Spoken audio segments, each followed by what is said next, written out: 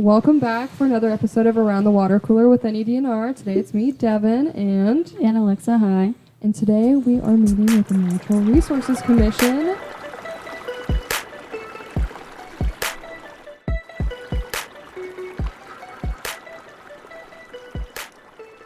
And we have 4 special guests. So I'll ask you guys to say your name, your title, and then just a little bit about what you do for each of your bodies. My name is Don Batie. I'm from Lexington. I farm there at Lexington, and I'm currently chairman of the Natural Resource Commission.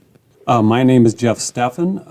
I farm for a living up in northeast Nebraska by Crofton, Nebraska. I'm the past chair of the Natural Resource Commission. I'm Greg Wilke from Ainsworth.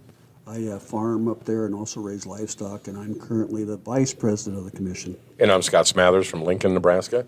I represent outdoor recreational users on the commission, and I have also been chairman, vice chairman, and chairman of several committees. Awesome. Well, thanks for being here with us today to get this podcast started. Yeah, so our first question is, what is the Natural Resources Commission?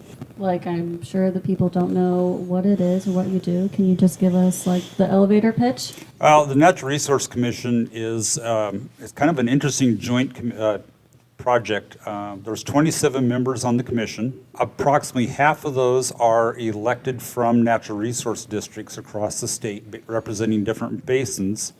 And the other half are appointed by the governor to represent different segments of industry and stakeholders in Nebraska. And we do a lot of things, but most everything revolves around water. Well, it's good you get, the whole picture of different stakeholders and bringing all the different entities to the table so everyone can have a voice. That probably makes it very worthwhile. The 27 members represent groundwater, surface water, and state irrigators. In addition to that, we represent municipalities, outdoor rec, wildlife, ag and farm production, ag businesses.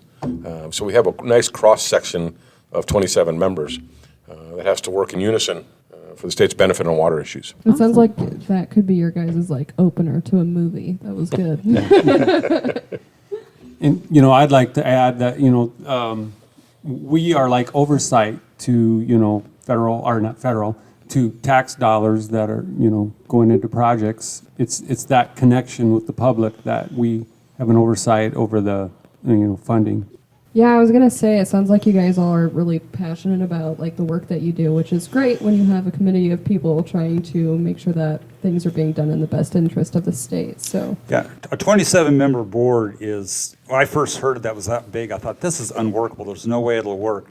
But after we've been in it now, this is our 9th year that Scott and I have been on this. It works very well. I know we all remember back to the Water Funding Task Force first day and first meeting in Lincoln, and we agreed to work by consensus. And if you've ever been involved in boards or large committees, consensus is a difficult challenge at best. And I know we all thought the same thing at the end of that day. What did we just commit to?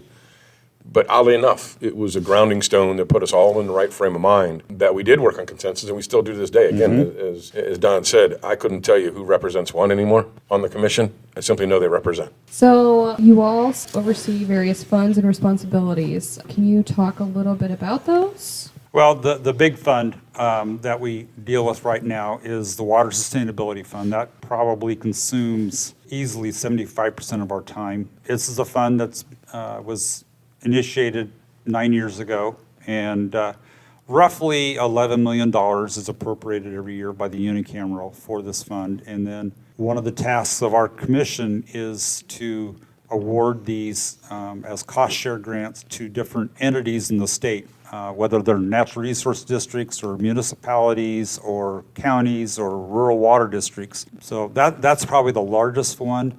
Basically, we have, of the 27 members, we do pick a committee of, 9?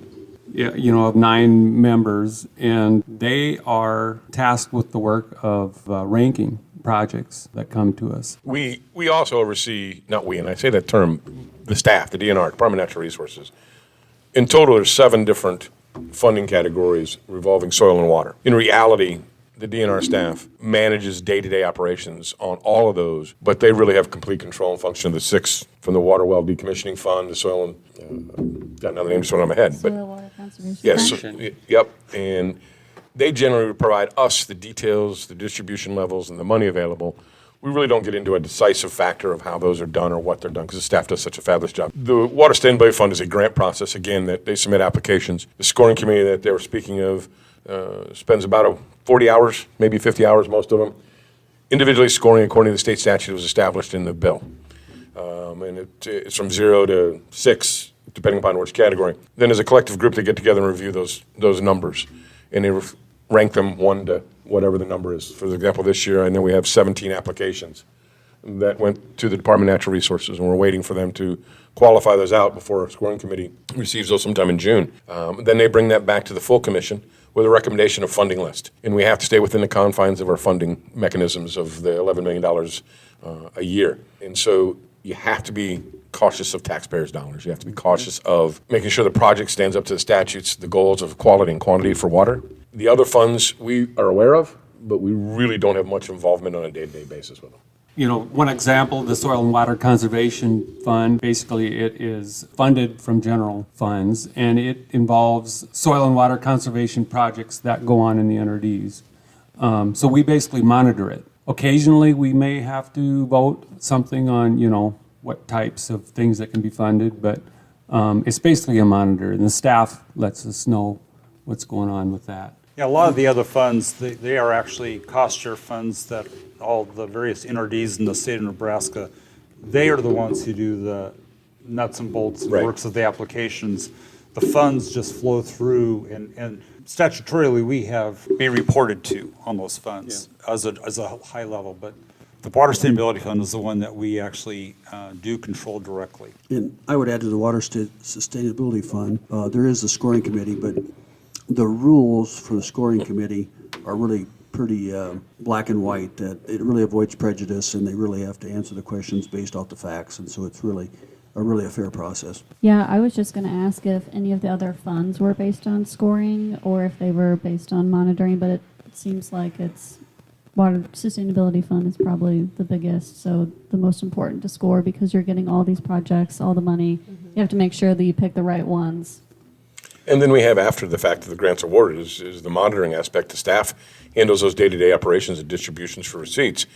But we stand as an overguard, if you will, that if we granted a project $2 million or $5 million, we monitor the process going forward as to what progress is being moved forward.